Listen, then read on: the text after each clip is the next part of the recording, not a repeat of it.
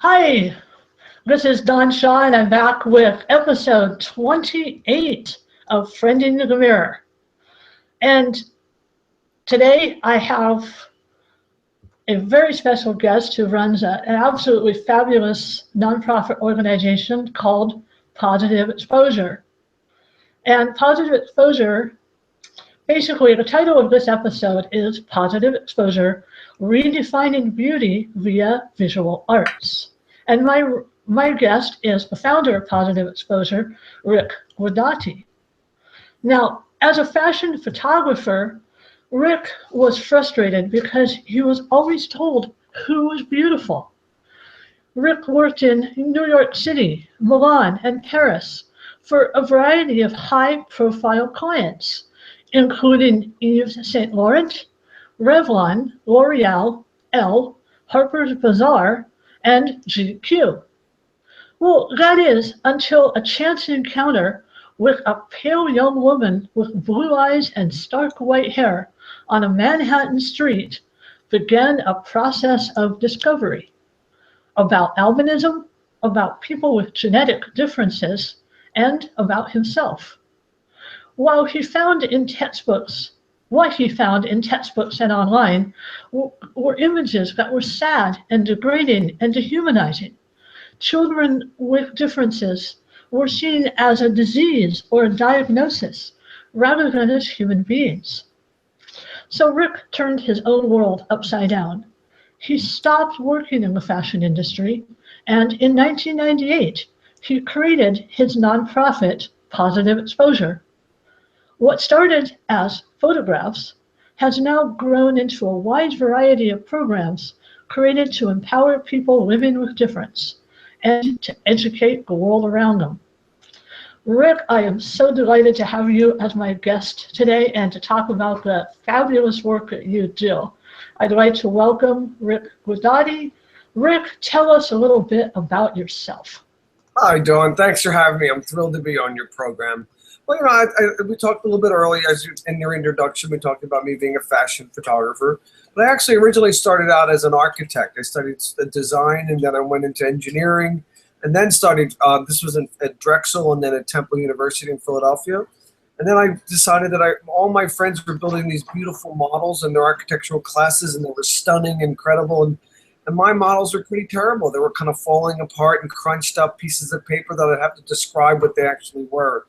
So I realized that my talents weren't really so much about the building the models, but really creating. But I was so interested in space and transition space and architecture and design and beauty that I started photographing buildings, and then realized that I really loved photography, and then moved to New York and went to the School of Visual Arts to continue my education in photography.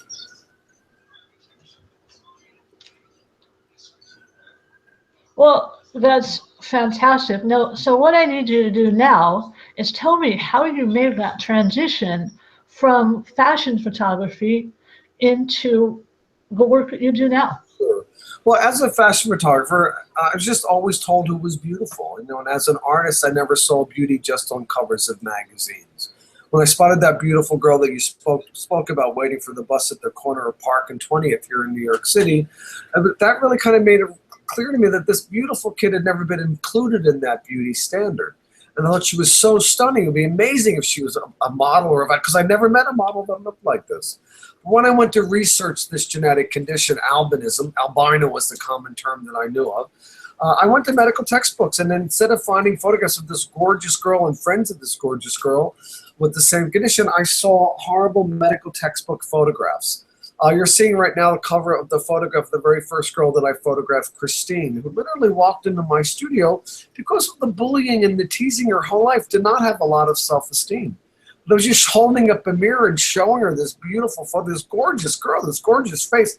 She just exploded with a smile that literally lit up New York City, launching Positive Exposure.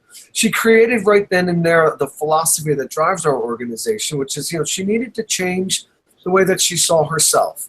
Her community really needed to change the way that they saw her. So the philosophy that began right then and there was change how you see how you change.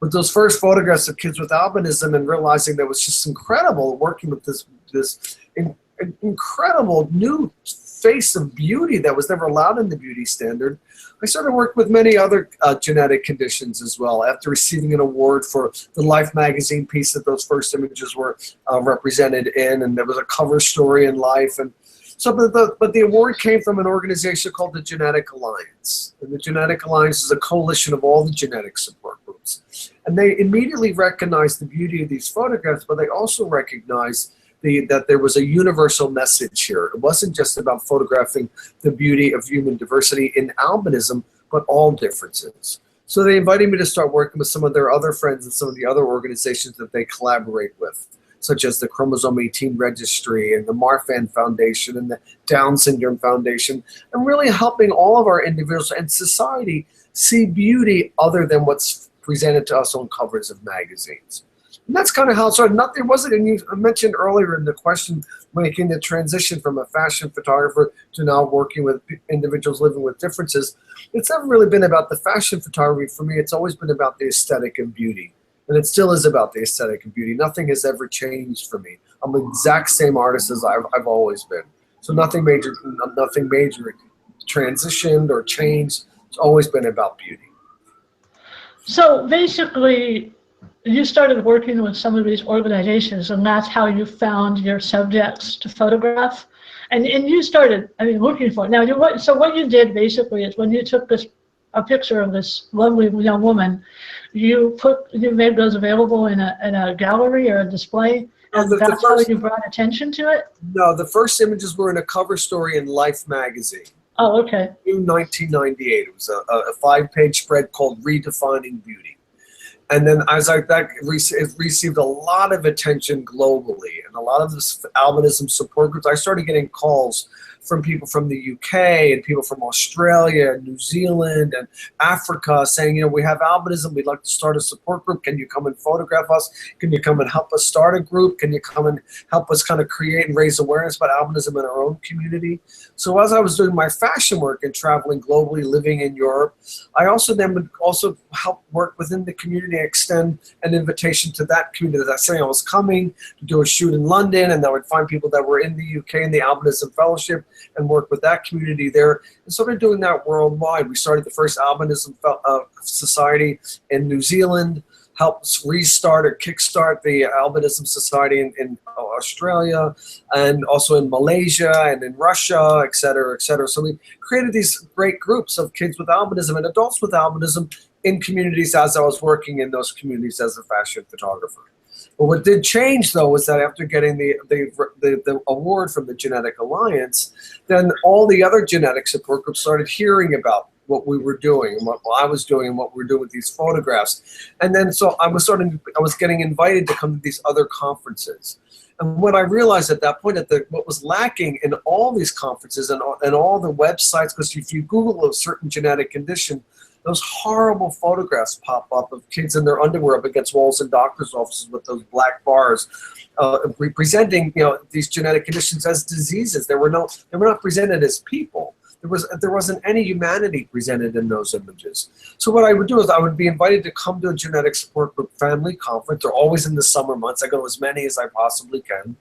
I take 1 billion photographs, and then I gift all those photographs to the organization to then use for their websites, their public awareness materials, share with their families, but put them out there so that doctors now have alternatives, or healthcare providers and journalists and medical students have now alternatives to those traditional medical photographs with the black bars. They get to see these gorgeous kids as gorgeous kids and seeing humanity first and foremost, seeing the people. It's never what you're treating, which is the message for healthcare providers. It's never what you're treating. It's always who you're treating. Nobody, and I'm talking nobody anywhere that I've met, anywhere globally, wants to be seen as a disease or diagnosis. Always, always, always, they want to be seen as a person first, of course. So how did that morph into positive exposure? Did it just kind of happen organically as you started doing more traveling and for the organizations? Interesting, because after the first album, the Life magazine spread, I thought that was finished, and then that was really a great project. But then I started realizing there was such a need, and there was a need not just for the individuals themselves living with differences to see beauty in their reflection, but there was a need to change the way the world sees difference as well. We needed to create opportunities to start the dialogue about inclusion, about diversity, creating opportunities. And I started realizing clearly what's so important is when you walk down the street and you see somebody with a difference. As a community, we have two options. One option is to either stare or to look away. And I thought, okay, because we know that staring is never a really great thing to do. But I realize now that through all my friends that I've been working with for the last 20 years, that looking away sometimes is even more painful than the staring. Excuse me 1 second. I'm on the Skype ad thing. So sorry. So it's that staring sometimes, or that looking away sometimes is more painful than the staring. So what we created an opportunity is to kind of create these photographs and these opportunities for the public at large to really not have an alternative to either staring or looking away, but to gently steady the glance, the gaze of that person, that the public at large, gently hold their head in one direction, have them look a little bit longer and look into the eyes and see humanity that we all share, and then eventually see the beauty that's there right in front of them that we've been told all our lives doesn't exist in difference. It only exists on the covers of those magazines. Yeah, so, I have to admit, as someone with a difference myself, I'm not sure which is worse, whether being stared at or, oftentimes if somebody's going to stare at me, what I do is I just engage with them and I use it as an educational opportunity, whereas if they just look away. Beautiful. But another one of those staring or looking away are not really viable options, and they're not healthy options, and they're not successful options. We need to create new options and new alternatives to that. One would be either engaging, seeing the eyes, seeing beauty, just engaging or not, but not being terrified and then looking away. It's about embracing that, seeing in another way. Well, and I'm trying to think, because as someone with a difference, it's not like I never notice if somebody else has a difference. Of course I do. And I'm thinking, well, what would I do? And I would probably look because I notice, and then you kind of cover, it's like, oh, well, I'll just wave and say hi to that person, how are you today or whatever. And so I can kind of cover my own bad behavior by engaging, by saying hi. There's all kinds of options. There's lots of opportunities. There's a lot of ways of engaging the public, engaging yourself, challenging yourself, learning. It's so wonderful to learn something new every day, maybe just another way of seeing. There's a lot of ways. There's so many. But the thing is, we need to start that dialogue. Because when we stare or we look away, we don't continue that conversation, or we don't use it as a learning experience. It just ends right then and there. We need to learn from that. So often the photographs we now have in these exhibitions that we do globally, they're not in really fancy galleries, and they have been. We've been from some great galleries, from the Smithsonian to the George Eastman Museum, but we've also done very strongly public exhibitions, like in Grand Central Station and in malls and in airports and on the streets, and creating opportunities for the public to meet these kids that they normally wouldn't meet, but see these beautiful faces and have an opportunity to learn from that, to grow from that, to really kind of get and have a better understanding of what it is, what difference looks like and feels like, and what inclusion really means as well. Okay, so when you have a still photograph and someone is at an exposition, well, you know what I mean? Exhibition, sorry. And they're looking at photographs. They're looking at a still image. So how do you control the voyeurism aspect? People are going to stare at the photographs as if, they have more license to be able to stare at a photograph. So, well, because we have tools to add to that. And some of the tools is the person in that photograph is identified as a first name, a little something, a little bio, or a little something about that person. Not necessarily about their genetic condition or their difference, but there's just something more about that. And then we usually will then also target the website that could be helpful to add some more information about that person's condition. For the most part, it really is about that person.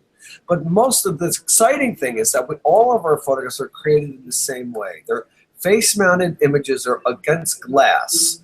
So and they're highly polished glass. So as you approach the images and you see this gorgeous face staring back at you and these eyes and this energy and you feel this enthusiasm, you're also subtly aware of your own reflection. And that's that reflection, or reflecting all the best parts of you as a visitor. So you're not really in a voyeur position. You become part of this movement to see beyond difference to what we all share, which of course is humanity. And you're given that opportunity to celebrate your own differences. So as far as individuals that you photograph, what have you noticed that they are in some way helped as a person by being photographed? And I mean, obviously they have to give permission to have their photographs out on display and whatnot. Sure. Well, I think the interesting thing here is I never step into to start taking photos. I never take a photograph. It's always a collaboration on an image. It's always a collaboration to create a tool that's going to educate communities and educate individuals as well. And it depends on what that community may be. But it really is about looking at the difference, but celebrating that. So it's always a collaboration from that second I pick up the camera to we create the image together to where we then create the exhibition or the way to present the photograph to the public. It's always a collaboration. It's a human movement, and people are invited to be part of this party or be part of this celebration. And so that's actually one way that it really does help. And I see a lot of interest in there's that self-esteem, but so often I also see individuals that I just shine the light on them and they're like, ta-da! Because people really have this in them. People want to see themselves in that bright light. They're just not given that opportunity to be seen in that beautiful light. And that beautiful light that's looking at them the way that a mom would look at their beautiful babies. It's a gentle lens that sees first the beauty, always first the beauty. And that's so important that we can have that. You know, I photographed many years ago one of the first people from the Sturge-Weber Foundation. I don't know if you're familiar with Sturge-Weber syndrome. It's a condition you're born with a birthmark bilaterally across your face.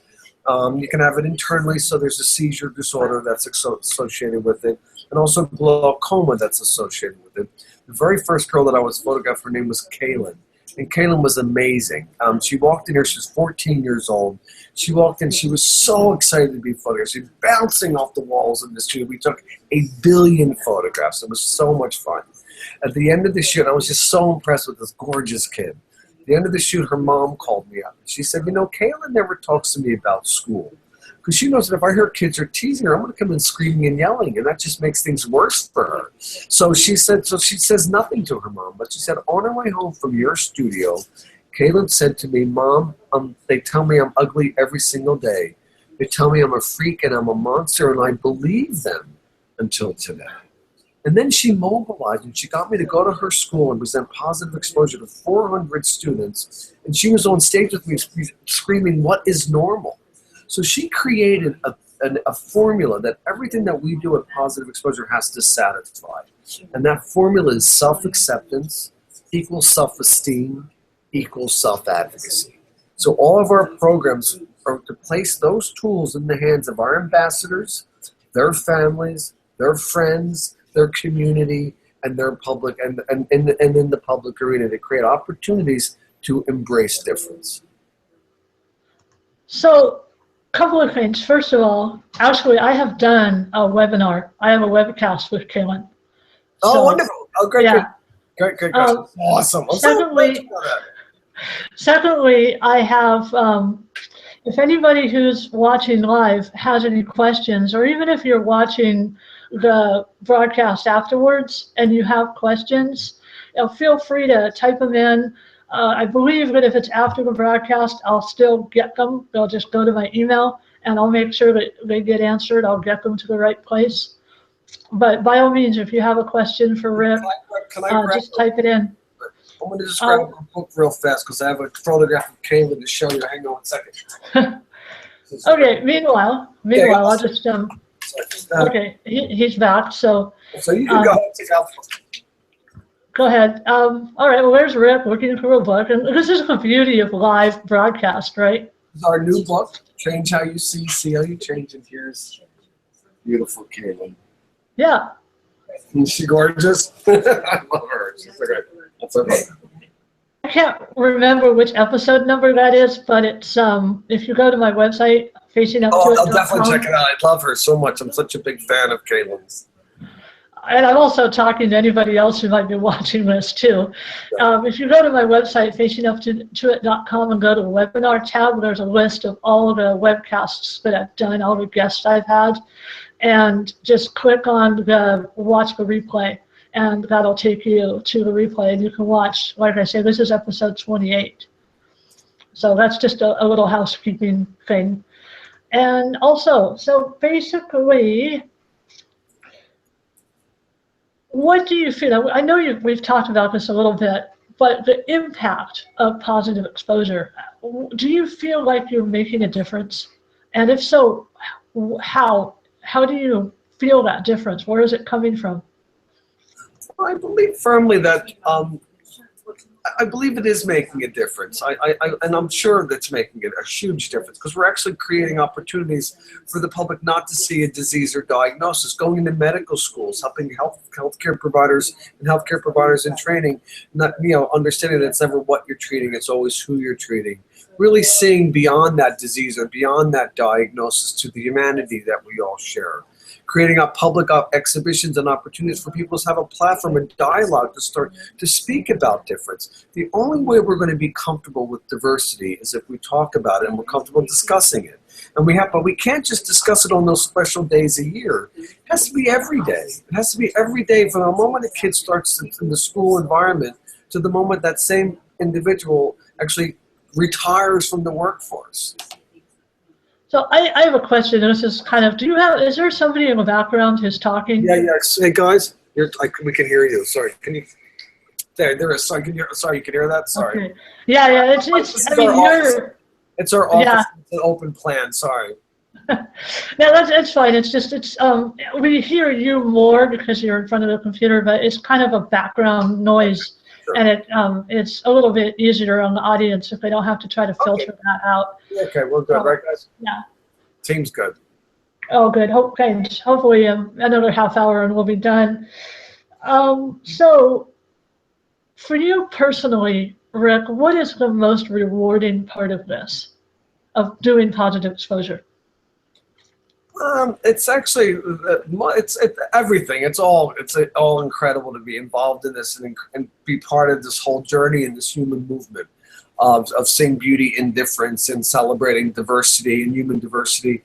It's all really exciting, but it's also thrilling when I'm photographing an individual for an exhibition or at a conference, or we're creating a program. It's always so exciting to look beyond the person that I'm photographing to their parents, to their siblings, to their friends that are there at the shoot, to also see them glowing as well, to see finally that person is actually having their moment to shine. That's important. It's also really exciting to be part of other programs and to collaborate in making non-traditional partnerships with teams of healthcare providers, genetic counselors, parents, artists, musicians, and creating opportunities for us all to use our own talents to address the same issues of stigma and discrimination and prejudice. So it's all really exciting. It's really great. Well, you've mentioned that you talk to medical groups of medical students and whatnot. What do you emphasize? Because I know that there's a tendency for doctors to have a reputation of being a little bit cold when it comes to the human aspect of things. So is that where your focus is, on just trying to help them understand that, hey, we're people? For the most part, yes, but it's also to create opportunities to see the difference between that medical textbook photograph with the black bar that's presented as, say, a connective tissue disorder or Marfan syndrome, as opposed to a photograph of a beautiful person in a swimming pool with their long arms and showing their scoliosis, but seeing the humanity first. It's not that difficult to create an image that gives you the same amount of information that you need. We just don't have to rely on those traditional medical textbooks. Oh, sorry, I heard that. Sorry. So we don't have to rely on those traditional medical. Those traditional textbooks.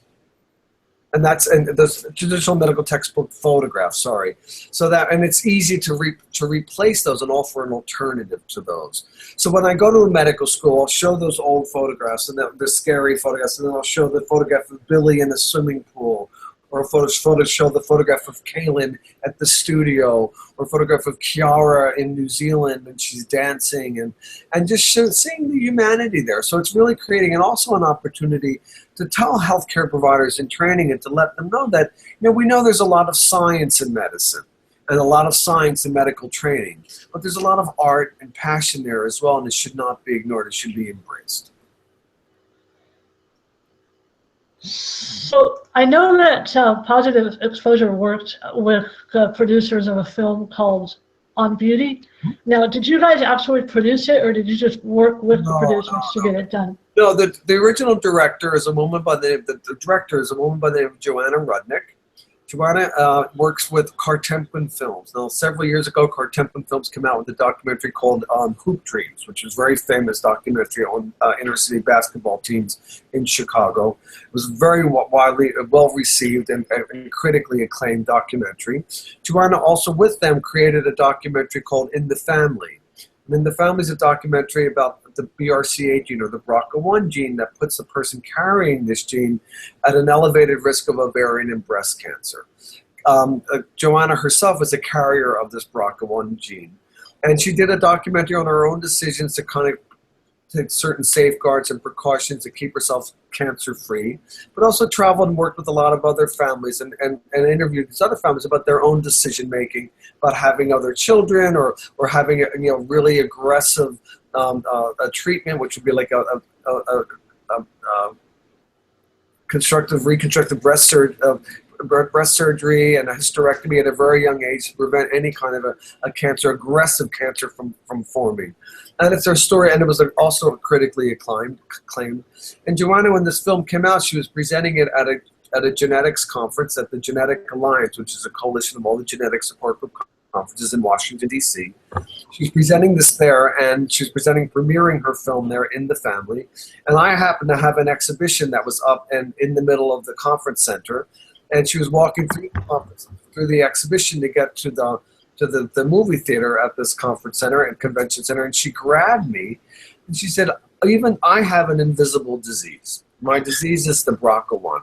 But I'm looking at all these beautiful faces, and I feel that I'm in every one of these photographs as well. We have to make your documentary." So we did. That's how we started. And it took us about a year or so. And the documentary covers, it's the story of Positive Exposure. It talks about the background and how it was formed.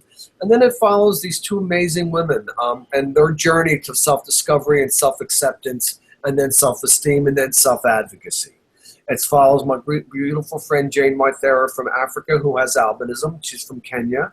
And it follows her own journey of living in a community where witch doctors are saying, "Bring me the bones of an albino and I'll make a potion that will make you rich." So truly, the murder, it's current day, not 1,000 years ago, but 2 weeks ago a child was murdered. So it's following Jane, how she's trying to protect and raise awareness and educate the public about albinism. So she started Positive Exposure Kenya.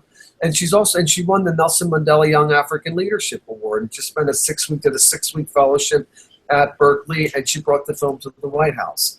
The film is not released yet. It will be released later on this year. It's called On Beauty. It's a half an hour.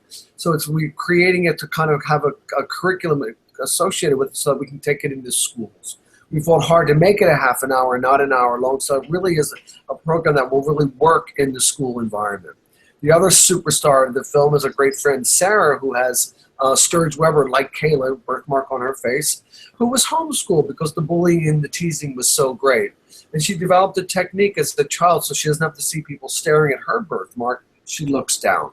So it's also her evolution and her transformation into this amazing, empowered, self-acclaimed, self-esteem advocate for changing the way the world sees difference. The film won the international won Audience Choice Award at the International Chicago Film Festival, Geneva Film Festival, Sevastopol, and it's still making the rounds, and it should be released publicly in the next few months, I believe.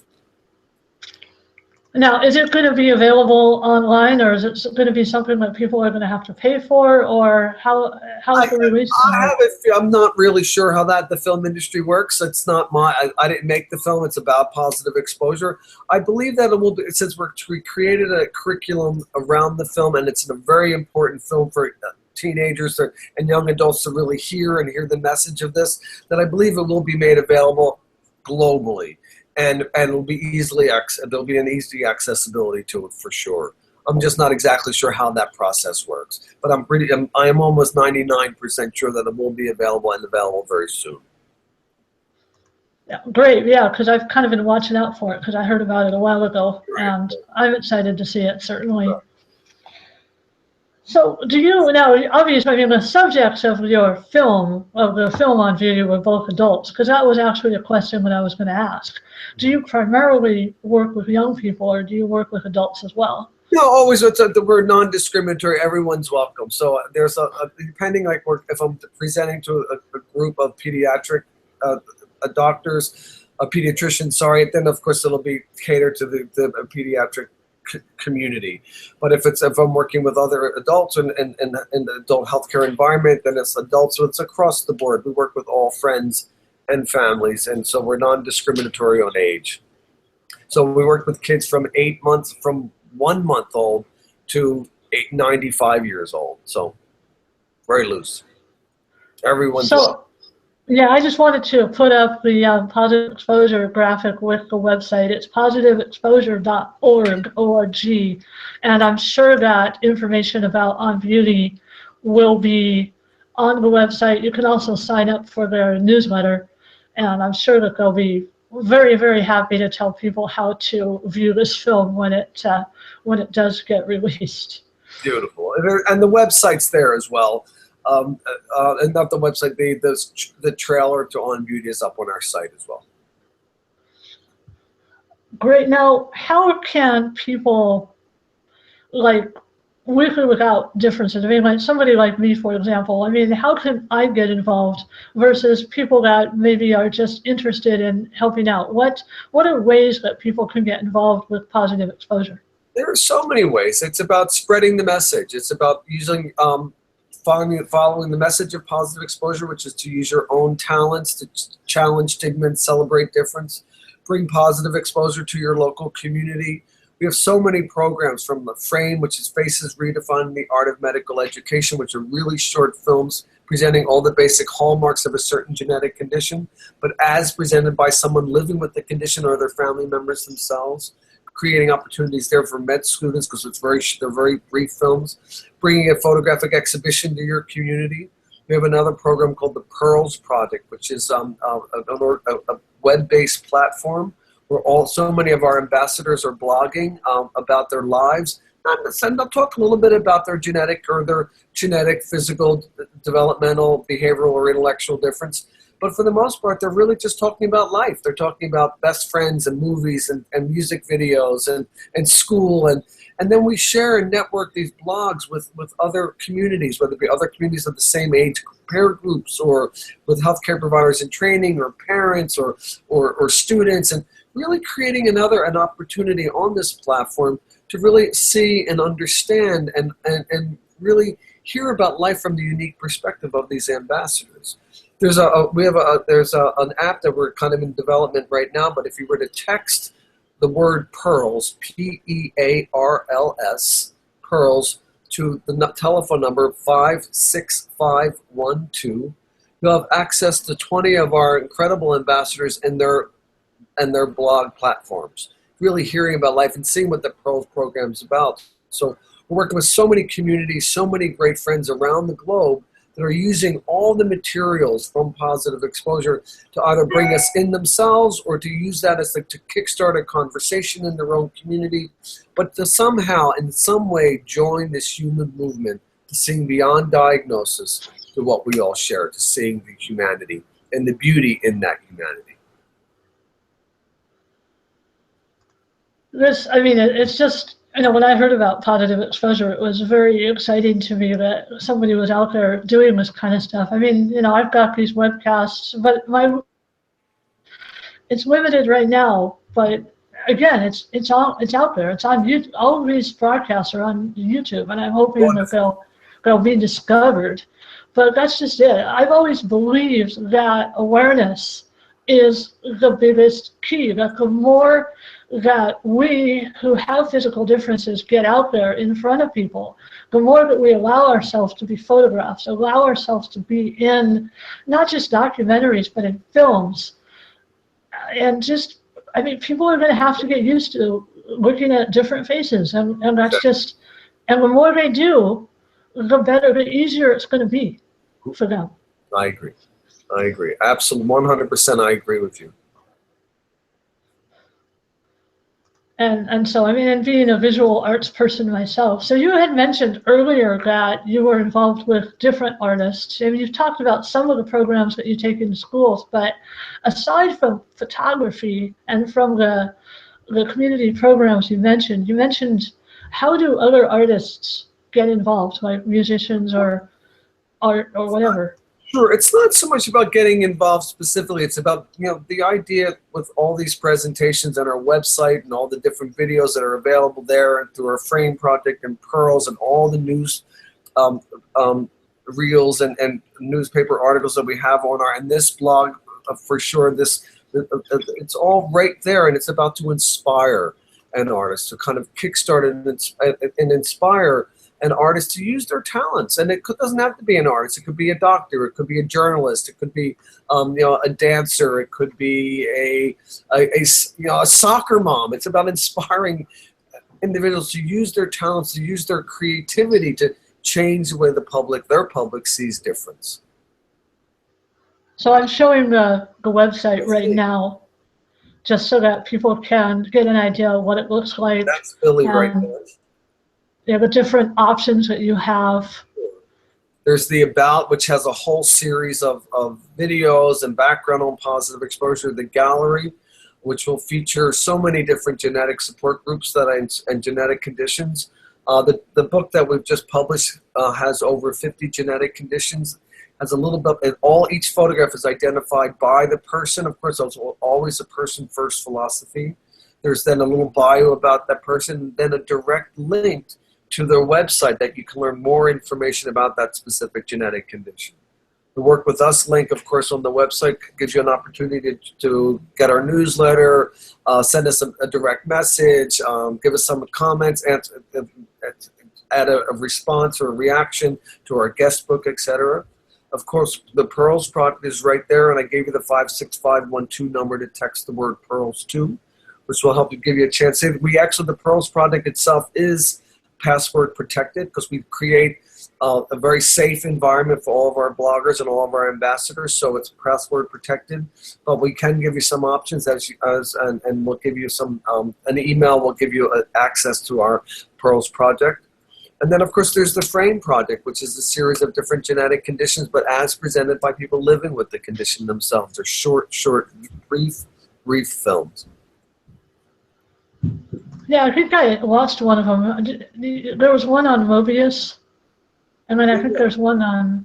So right now we have 5 up on that site. We just completed the next 5. What's up? We have albinism, Down syndrome, ichthyosis, which is a skin condition, Marfan syndrome, and Mobius syndrome are up on the website. Right now you can take a look. If you're interested in taking a look at those, anyone, we'd love to send us a quick email and we can send you a survey because we really want to get the response from our community, not just our community of healthcare providers, but also our community of people living with a variety of differences to see if these will be helpful tools. The first film that we created was the albinism film, and when I presented it to the albinism conference to see what they thought, and it was all the attendees at this conference, about 1,000 people, it got a standing ovation. And one thing that was really surprising is people not only saw that it as a useful tool to present this information to healthcare providers, but also a very interesting and useful tool to bring albinism into the school classroom. So that when instead of having to go every day and present, or every beginning of each school year explaining what their condition happened to be, was to present this film, which really was a very short, everyone can pay attention to it for 30 minutes, or 7 minutes, and really get a very brief and overall understanding of what albinism is.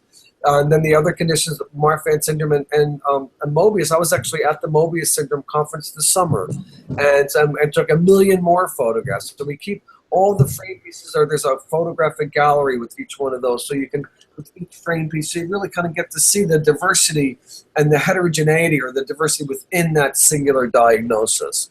But again, it's not to see the diagnosis; it's to see the humanity first and foremost. So do the organizations hire you to come in, or do you use your, I mean, because you're a nonprofit, so do you survive on donations, or? Yeah, well, we're a nonprofit. We operate on fumes mostly, but we do get some grants, annual fundraiser, and we have we rely heavily on and support from the communities. If it's an organization that I've never met with before, if it's a smaller genetic support group or a new genetic condition that I haven't worked with before, we always do the first conference always pro bono. We do ask that they cover expenses, the groups, because we don't have any resources that we can get me to where I need to be. So we ask them to cover the expenses, but I offer all of the work that I'm doing pro bono. We then gift all the photographs to the families, but more importantly to the organization to utilize for their websites, their public awareness materials, books, informational materials and brochures, etc. And then quite often the organization will ask me to come back again and again and again and again, and I'm happy to do that, but then we ask for a donation to the organization so we can continue the good work that we're doing. And so far we've been pretty lucky. We have a lot of support. And although we don't have a lot of money in our bank account, we're very, very rich in human resources. So when I go to Africa, and I go to Nairobi, and I'm landing in Kenya, and I'm going to work with the communities there, there'll be 20 people there waiting to take us to the various villages to meet some of our incredible new participants, again, being part of this wonderful human movement. When I'm working with various, like I was just in Colorado Springs, working with the Resource Exchange, which is a group working with individuals with intellectual and developmental disabilities. And they've identified 36 people in their community, and we went down and we photographed actually 32 people, photographed them all, and then that exhibition will open in a couple of weeks, in the beginning of October, in Colorado Springs at a mall right there, and so it'll be a public, gorgeous space, and people have opportunities to meet these beautiful, beautiful individuals and hear their stories. We just got a comment in from a viewer, from Kathy, and she just wants to say thank you for taking the time to talk to us and educating how much you are helping to change this whole perception. She says, I just love how you talked at Kaylin's school and changed everyone who heard you. A person's self-discovery has begun with a whole new concept of inner beauty, and she says thank you again. So I just wanted to share that because I know that I don't think you can see these, so I want to make sure that you can understand that it is being appreciated. Thank you. So I wanted to ask, are there any other special projects? You got it on beauty, you've got your galleries and whatnot, but do you have any other special projects that, our big goal, the end goal right here is to have a positive exposure center in New York City with pop-up centers around the country. But the positive exposure center here in New York City was everybody comes to New York at one point or another. Every school comes through, everybody comes to visit Times Square. And if we had a center here that was permanent where someone could come in, really get a sense and be in an environment that has all these beautiful photographs and these gorgeous people that are there in a gallery, but then also having workshops where individuals get to hear from other organizations and be inspired by the advocacy work that one person is doing or another person, and all this great stuff we can do all together and collectively in one space in New York, and so that every school child can walk through, get a great concept or a great idea or grasp the idea of inclusion. What does diversity really look like? And have an opportunity for performance, for workshops, for educational classes, and just really create an opportunity to network and share our ideas. When we have a museum of tolerance, there's the Tenement Museum, the Freedom Museum. There isn't anything in New York or anywhere in the world, for that matter, on disability or diversity. There is a disability museum in Buffalo, New York, that really kind of presents the evolution of the wheelchair and a few things, but it's not what we really need. And so really, absolutely, definitely need. One young woman that came to that, we had a pop-up center just testing to see what a permanent center in New York would look like and what we would do, and would it be accepted, would it be a success. We had the support of the New York City Mayor's Office for Disabilities, so we had a 30-second spot in New York cabs for the duration of the pop-up center for about 2 weeks. And one young lady just saw in a cab. She came and she has a Sturge Weber. She had a birthmark on her hemangioma on her face, not Sturge Weber. Walked in and said, for the first time in my life, I've walked into a space and I feel safe and accepted. And that's important. I think that's really important. I had a young woman that I worked with. So that's the goal, is to really work toward where we can create an environment where all differences are accepted and celebrated. I remember photographing a young woman in the UK who at first was kind of reluctant to be photographed, but every time it was at a conference, so there were lots of people there with the same condition. Everyone that I was photographing, she was always be walking down the hallway or watching or looking, and she was stunning. But finally, I begged her, and she agreed to let me photograph her. She didn't want to be photographed at first, but then she agreed to be photographed. And at the end of that, this gorgeous kid, she was like 15 years old, said to me, I realized that the hatred and the abuse that I experience every single day will never disappear. But what has disappeared is the hatred that I felt for myself. I think we need to have a center that celebrates that message to make sure that we can all walk in there, all look at our reflections, and all just shine. Well, and from my perspective, I mean, I go into a lot of places and I feel safe. I think part of it is when you discover that beauty, the inner beauty, the confidence, then it gives you people don't really pick on me. And I think part of it is because of the attitude that I have either a lot of expectation or no expectation, depending on how you look at it, to be treated any differently than anyone else. Sure. And so for me, it's about, I want society to be a safe place. Sure, absolutely. All of it, without question. And you're completely right, Dawn. That's where it needs to be. And I think we can start there by creating these training facilities where you can come and you can really get that. But then when you come to this space, you feel safe there, but you're so empowered. You walk out and there are these little mini parts of you that are all over, and you're changing everybody, starting from your own community. Because instead of walking into a community like this where people see that insecurity, you walk in like this. And once you're enlightened, as you know, and you do know this, once you're enlightened, you stay enlightened. Yeah, it's not like we don't have bad days. That's just being human. It's not like I'm always going to feel just wonderful about myself. There are days I look in the mirror and I'm like, okay, yeah, thanks. But, and I feel like I don't want to go out today. That's true for everybody on this planet, I can assure you. Yes, in fact, it goes beyond. There are a lot of, like the young woman with albinism, a lot of these young women are very, very attractive women. They just don't see it. And you don't even have to have a genetic disorder to have insecurities about your appearance. Especially when we're constantly bombarded by these images of what is supposedly perfection. There's no such thing. Thank you. Thank you. So I wanted to ask you, we're getting ready to wrap up, but I did want to ask you, as Rick, what are some of your interests? Do you have a life outside of positive exposure? Of course I do, but it's very much. But this is a lot of fun for me, and it's not. People say, "Oh, I can't believe you're traveling so much. You're always working. You're always going." Doesn't the travel get to you? But it's not really. It's not the travel. I get on an airplane. I'm so excited to be getting to where I'm going because I'm going to meet some of these new great kids and great families and great people. So that is a big interest to me. I'd love to travel, but I'm a terrible tourist. But I love to travel. I love to see new cultures and new things. But I really do love meeting new people and hearing new stories and collecting those narratives and taking photographs. That's my hobby. It's my life, but it's also my hobby because I love it. It's not work. I don't feel like I'm not showing up on an assignment to do. These are not assignments. These are opportunities to collaborate with some really remarkable people and capture that moment and then present that image and then those narratives to and educate the rest of the public. So that's an interest. I mean, these are big interests for me, and my hobby, and photography is a hobby, and it's like, it's all just so exciting.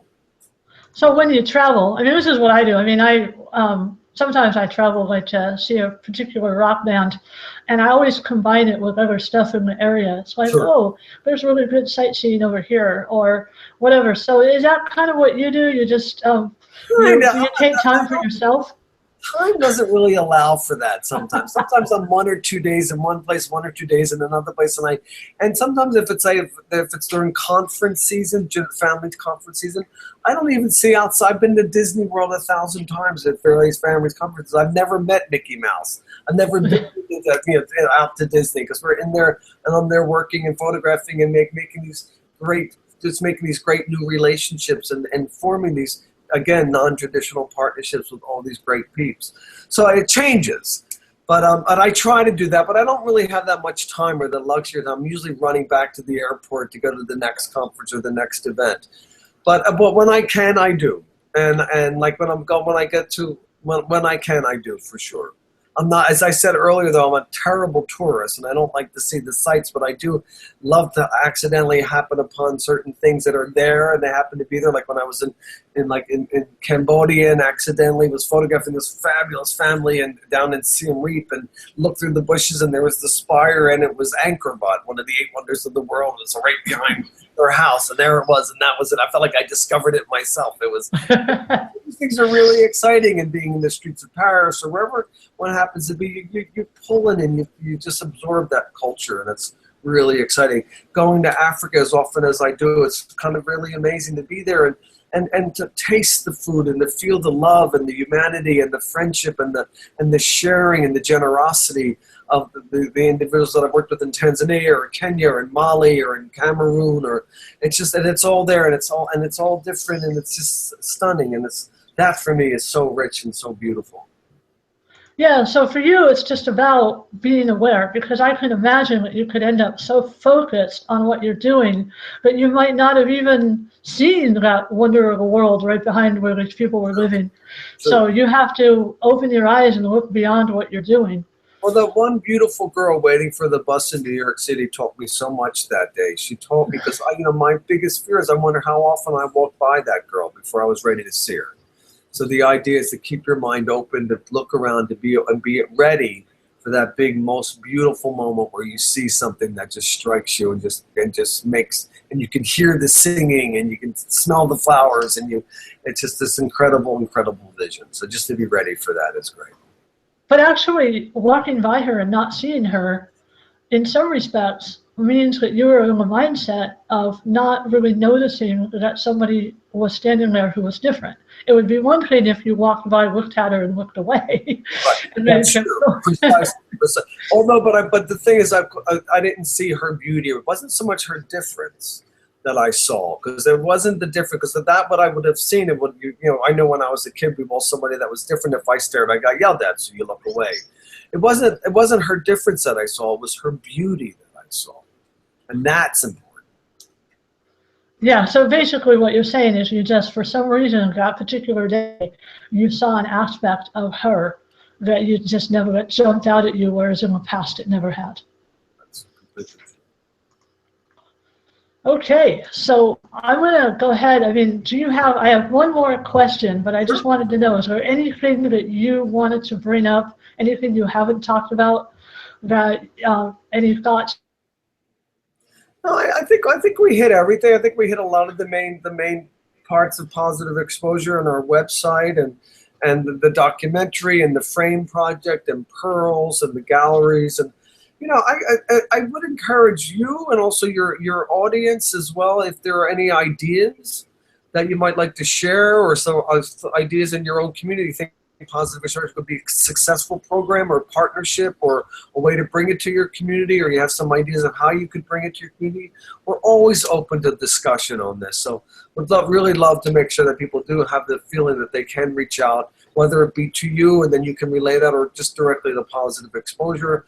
On our website, there's a way to contact our emails there. There's the work with us is there. There's a lot of options, but even just taking a look at what we're doing, and comments are always really great, because we don't think we know everything here, and it's always a constant development and flux and always growth. And I think it's growth, not something that we're growing here in the office to Positive Exposure, but we're growing together as a community and as a human movement, and building is larger and louder, and really kind of developing programs that we really can create a more inclusive community or environment where all differences are celebrated and accepted, certainly. Okay, so actually I did have one more. Before my final question, I did have Kathy jump in with a comment. She wanted to know if you've ever done any work with About Face in Canada. Sure, I haven't worked with them specifically, but I know them very well. I'm working closely with an organization here called My Face here in the States. I've heard about Face for a long time. We've had conversations. Nothing's been produced yet, but I would love to hear more from them. If she knows them and wants to put us in touch with them, that's great. I do know of them. They're a great organization, people working with people with visible differences and craniofacial differences mostly, I believe, but I'd be certainly open to speaking with them or developing a program that we could do together in partnership, for sure. But I know. Well, I might be able to help with that, because I'm actually on their constituency committee. Awesome, glorious, great. Yeah, even though I'm American, so it's a cross-border thing. Everybody should always be welcome everywhere, with no walls, for sure. Yeah, except maybe one at Mexico, right? Oh, I should. Okay, so one final question. For people who might be feeling insecure, for the people that you haven't had in a photo shoot that you've been able to help open up, what advice do you have? Like you kind of froze. What do you have to say that can help them improve their life? That's kind of hard, because everyone's different, and I take each photo shoot and each experience and each moment to really understand someone. But I think for the most part, though, and I think across the board reflectively, is to make sure that it's always easy for all of us to look in the mirror, to see the best qualities of ourselves, and not judge ourselves by these unattainable images that are presented by an industry that really is selling product. But to really kind of see ourselves in the global environment, and to understand that diversity is exciting and beautiful and fantastic, and that's the core message here, is to celebrate all differences. So to look in that mirror, someone may not see the reflection of a supermodel coming back, but that's okay, because that doesn't necessarily mean that that's perfection. Or that is perfection. It exists in how one feels about themselves, how one sees themselves, but also how one sees the world. So there isn't one, I can't give a one word of advice, but the idea is to look in that mirror and see beauty, and make sure that just because it doesn't reflect what's on the cover of that magazine, that reflection is stunning. And I think that's so important about people, how they see themselves. It's all a matter of perspective. It really is, and that perspective can be changed. And then once you change that perspective, then we have work to do, because remember, self-acceptance equals self-esteem equals self-advocacy. So once you get that, you see that reflection, now we got to get to work and start changing the people around us and let them see that beauty as well. So that was self-acceptance equals self-esteem equals self-advocacy. Yes. And that's a pretty awesome way to end our conversation. Thank you so much, Rick, for coming on today. It's just been a pleasure to have you. And I just want to say that there is going to be, I'm having another webinar. It might be my last one, but there's one scheduled for October 12th with Shamika Andrews. Shamika is in a wheelchair due to spina bifida. She coordinates Miss Wheelchair New York. She coordinates that pageant, and she also hosts a web series, and she's a wellness coordinator with an independent living center for people with disabilities. Wow. And that's going to be really, can I add one thing to that? That's going to be very exciting. Go ahead. I had the great opportunity a couple of weeks ago to go to the Miss Wheelchair America pageant in Grand Rapids, Michigan. And it was incredible. It was so much fun. Yeah, I actually had, not this year, but I had last year's Miss Wheelchair New York. I did a webinar with her. Oh, wonderful. So it's just been, yeah, I know, this web series has been so much fun. That was Jessica. It really has. Was it Jessica Della Rosa? Was that Miss Wheelchair that you spoke to? No, I'm trying to. The one before that. Okay. All right, great. But really, yeah, don't put me on the spot because I'm totally blanking your name right now. And I mean, she's my friend on Facebook and stuff too. And it's like I've been doing that a lot with names lately. I think it's because I'm getting old. That's okay. But it was a great experience, and I'm going to look forward to checking out your show next week. I can't wait. The next blog. Well, I hope so. And look down that list. It's a pretty amazing list of great. I can't wait. I'm excited. Incredible variety of people that I've had the pleasure of speaking to. And kind of as Rick and I were talking about today, one of the things that I always end my show with is the idea of, yes, it is important that we need to be kind to each other, but don't forget to be kind to yourself.